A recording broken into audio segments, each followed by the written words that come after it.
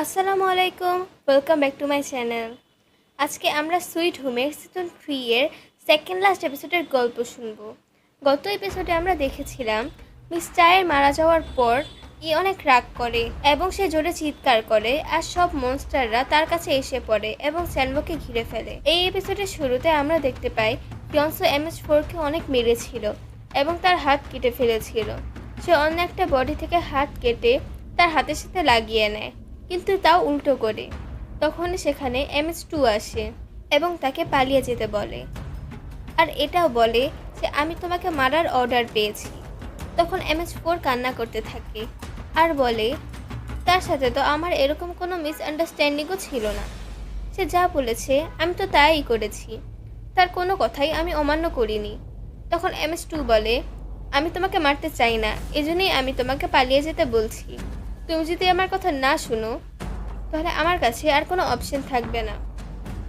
তাই সে MH4কে জোর করার জন্য তার মনস্টার ফর্মে এসে পড়ে। তখন MH4 বলে একদিন আপনার সামনেও এই সিচুয়েশন আসবে, তাই আপনিও পালিয়ে যান। তাই MH2 জানতো যে স্যানবক তাকেও একদিন মেরে ফেলবে, কিন্তু সে এখন এখান থেকে পালাতে পারবে না, তাই সে সেখান থেকে চলে যায়।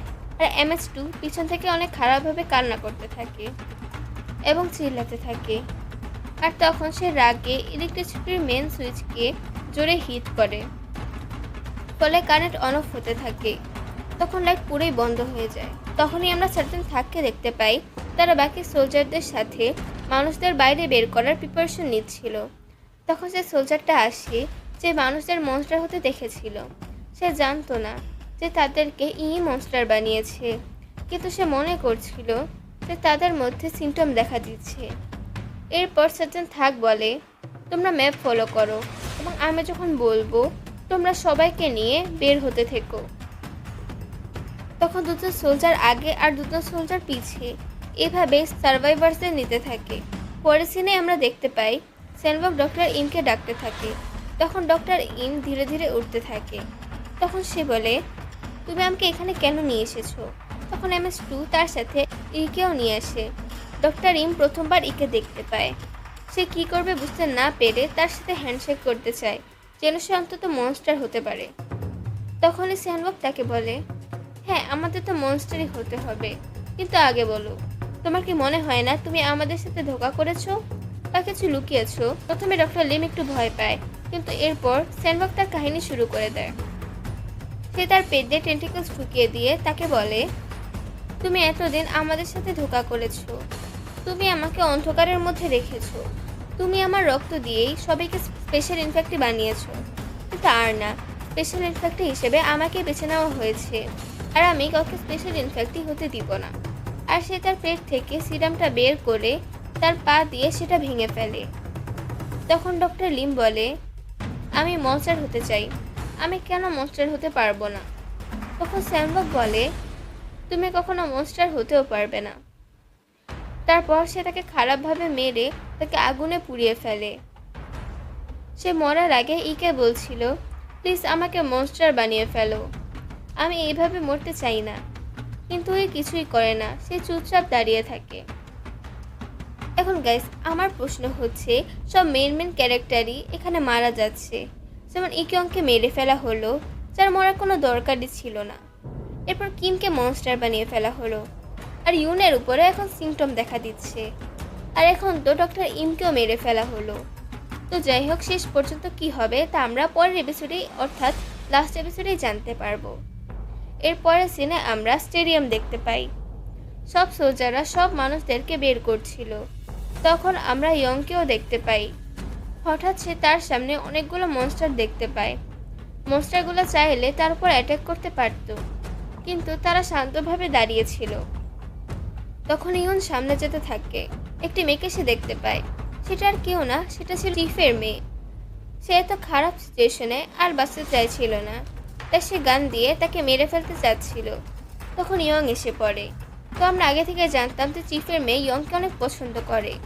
এখানে আমার কথা হচ্ছে এখানে একটা লাভ 5 অ্যাঙ্গেল আছে, কারণ চিফের মেয়ে আর হানি পছন্দ করে হচ্ছে ইয়ংকে, কিন্তু ইয়ং আবার পছন্দ করে ইউনকে, ইউন আবার পছন্দ করে ইয়নসুকে। তো যাই হোক, চিফের মেয়ে যেহেতু তাকে পছন্দ করত, এজন্য সে তার কাঁধে মাথা রেখে অনেক কান্না করতে থাকে। তখন ইয়ংয়ের আর কি করার, সে তাকে সান্ত্বনা দিতে থাকে এবং বলতে থাকে তাদের সাথে যাওয়ার জন্য। এরপর আমরা আবারও ফাদারকে দেখতে পাই। সে সনওয়াকে খুঁজছিল, কিন্তু তাকে কোথাও পাচ্ছিল না, তাই সে অনেক টেনশন করছিল। তো সিন আবারও শিফট হয় স্যানওয়াকের কাছে। সে MS2কে বলছিল যে সে তার কাজ করেছে কিনা। তখন MS2 মিথ্যা বলে যে আমি আমার কাজ করে ফেলেছি। তখন স্যানওয়াক বলে, হ্যাঁ তুমি এত ভালো একটা কাজ করেছো, তোমার তো কিছু পাওনাই ছিল। মানে স্যানওয়াক এখন তাকে মেরে ফেলতে চাচ্ছে, কিন্তু MS2 এসব বুঝার পরও নিজেকে বাঁচানোর চেষ্টাও করে না, সে পালানোর চেষ্টাও করে না। আর স্যানওয়াক তাকে আগুনে ফেলে দেয়। এরপর সে ইকে ধরে এবং বলে, এখন তো আমি বডি শিফট করেই ছাড়বো। তখন এখানে দেখানো হয় নিজেকে স্যালেন্ডার করে দিয়েছে।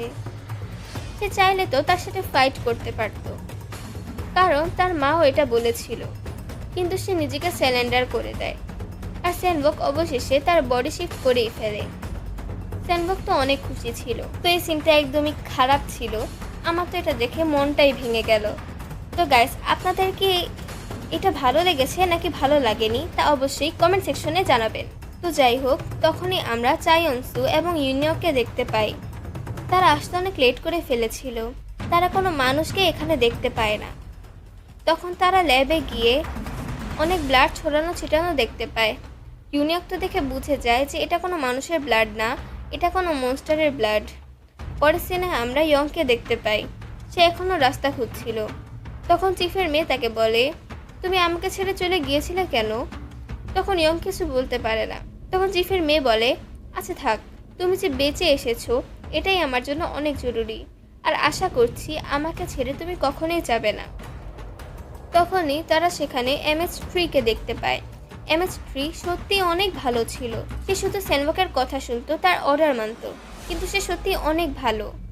তো পরের সিনে আমরা আবারও চাইয়নসু এবং ইউনিয়ককে দেখতে পাই। তখন তারা সেখানে সামনে অনেকগুলো মনস্টার দেখতে পায়।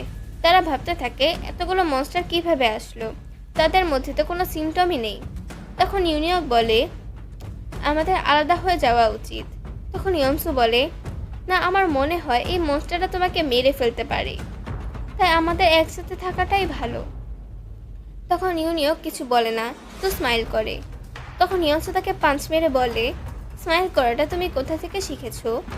তখন ইউনিয়ক বলে, আর কিছু না, মুভি থেকে শিখেছি। তখন এই ইয়নসু খুঁজতে খুঁজতে একসময় ইকে পেয়ে যায়, কিন্তু সে তো জানতো না যে এর মধ্যে পিওনের মনস্টার আছে। সে তার সাথে কথা বলতে থাকে যে সে কিভাবে বেঁচে আছে এবং তার মা তার সাথে দেখা করতে এসেছিল কিনা। তখন তাকে বলে, হ্যাঁ আমি আমার মায়ের সাথে দেখা করেছি। তখন ইয়নসু বলে যে সে কোথায়, আমাকেও তার সাথে দেখা করাও। তখন তাকে তার সাথে নিয়ে যেতে থাকে, সেখানে অনেকগুলো মনস্টার ছিল, আর ইয়নসু তাদের মধ্যে দিয়েই যেতে থাকে। সিন শিফট হয় সকল সার্ভাইভার্সদের কাছে।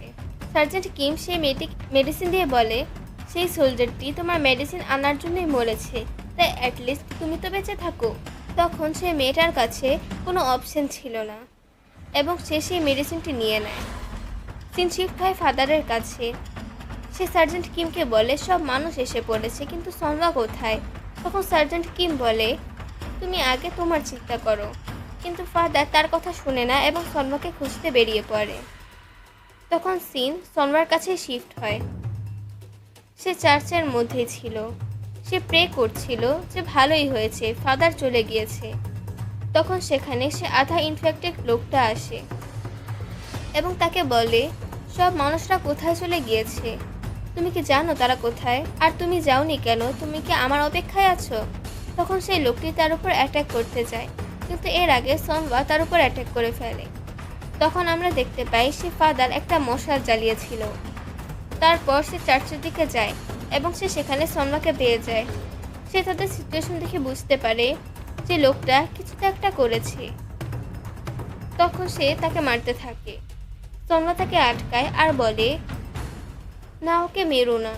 তখন ফাদার বলে, তুমি আমাকে কেন আটকাচ্ছ, আর তুমি এখন এখান থেকে যাওনি কেন? তখন সনওয়া বলে, আমি তোমার জন্য অপেক্ষা করছিলাম, আমরা একসাথে যাব। তখন আমরা ফ্ল্যাশব্যাকে দেখতে পাই তারা দুজন একটা গাড়ির মধ্যে ছিল, মানে তারা দুজন একে অপরকে আগে থেকেই চিনত।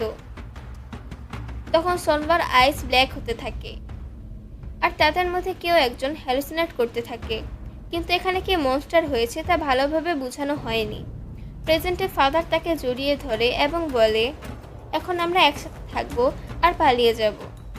এরপর আমরা সার্জেন্ট থাককে দেখতে পাই তারা এক্সিটে পৌঁছে গিয়েছিল।